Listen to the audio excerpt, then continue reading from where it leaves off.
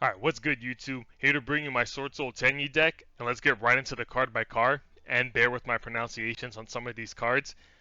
So first we got Effect Veiler because I've run a decent amount of hand traps that can be drawn off of Maxi or Moye.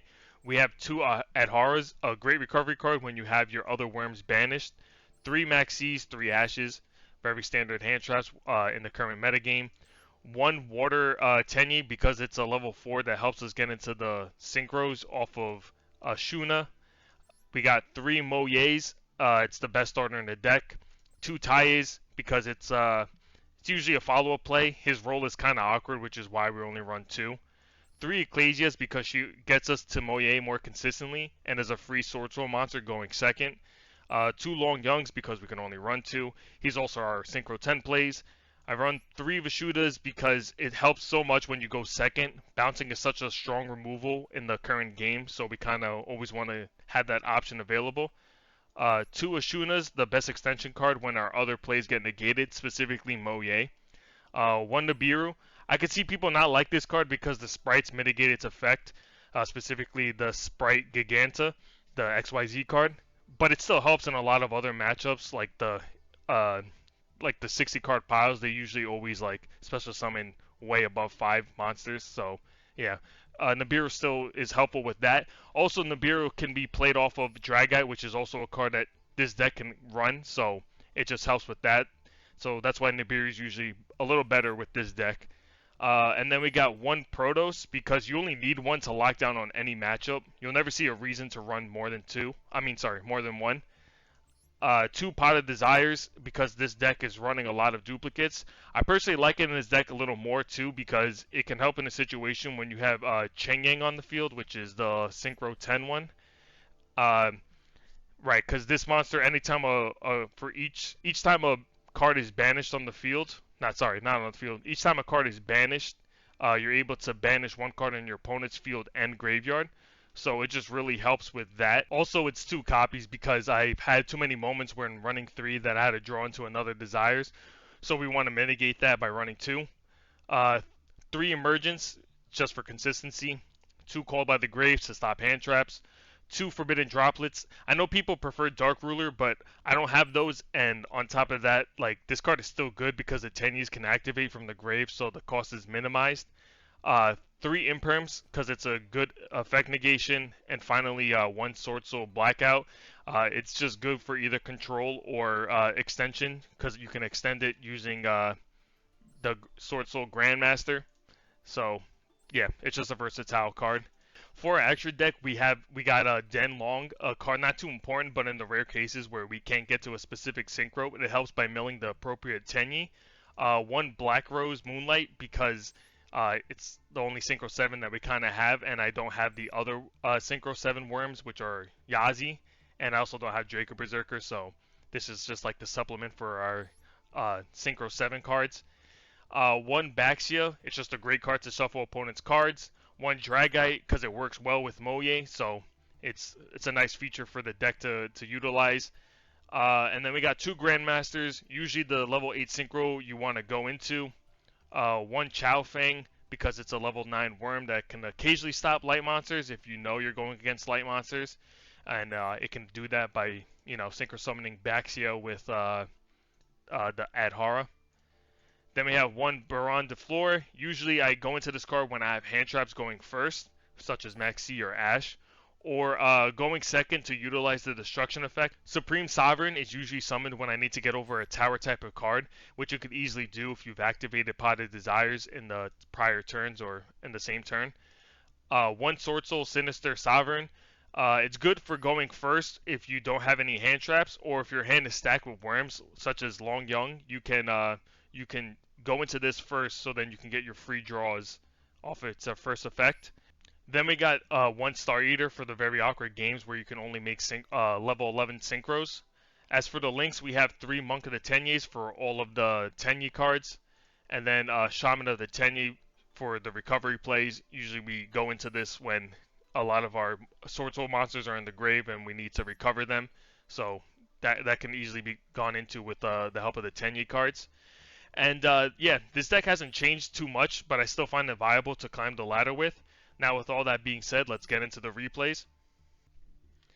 Alright, so moving on to the replays, this is our first replay, and we go against the Despia branded deck. And he's running a 46 card deck, which is not the most optimal deck to run, but it's mostly because of all the Ishizu cards that are running around, so they probably got tired of being sacked by grass is greener. So let's get right into the replay. Right, so we go first with this hand. We have the emergence to get into Moye. We're gonna normal summon Moye. I'm sorry. We go into Pot of Desires because usually I want to resolve that first, but I use emergence to bait out something because I'd rather have the +1 than just have the card neutral for Moye. But I see everything resolves, so I can use Moye. I can full combo with Moye. Go into Grandmaster. Get the advantage going. Go for Long Young. I believe here, yeah, I go into the Sinister Sovereign because I don't have any hand traps, but I have plenty of back row, so I feel like this is enough disruption. But then he has a Dark Ruler no more. I see that he goes on for the fusion, and at this point I don't really know what he's on. I have an idea with the Edge and Chain, but it could still be like some fusion deck. Either way, I go for the negation of the Keeper Dragon using Imperm.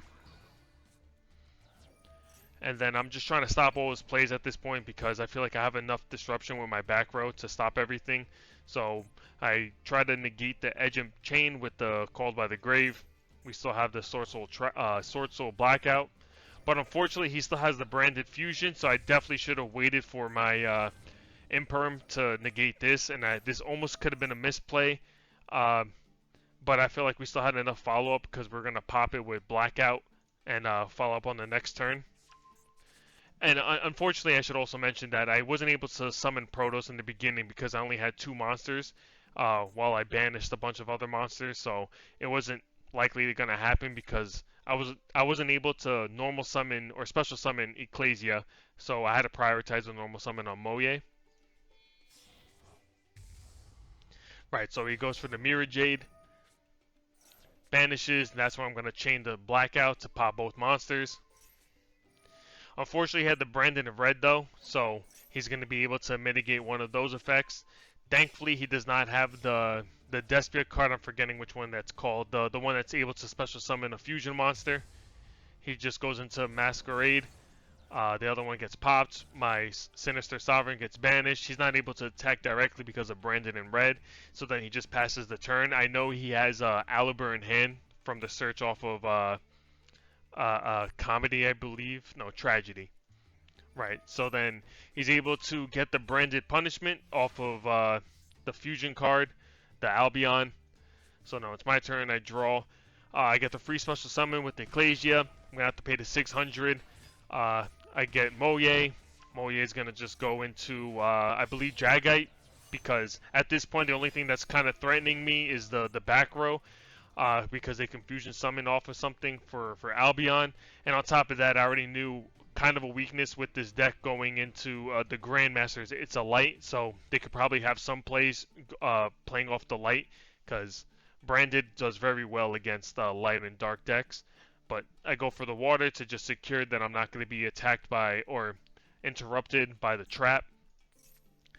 And then I believe this is where I go for Dragite's ability, yes, and this is where I mentioned before why Nibiru is very helpful, because it can occasionally help with resolving this effect of bouncing a card.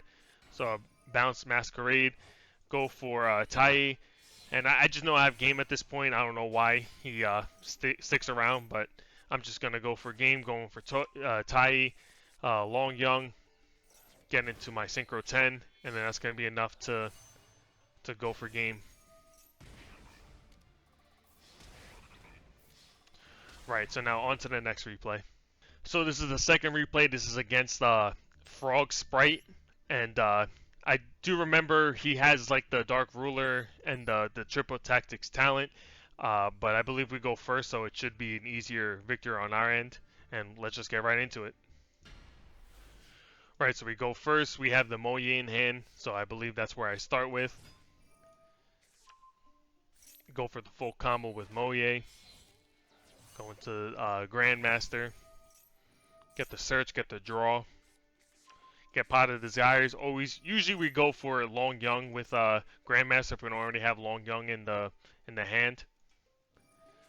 So he's able to get rid of or negate my emergence with Ash, which is completely fine because I still have the Pot of Desires. And also here, I should just mention that my thinking when I'm have a hand like this.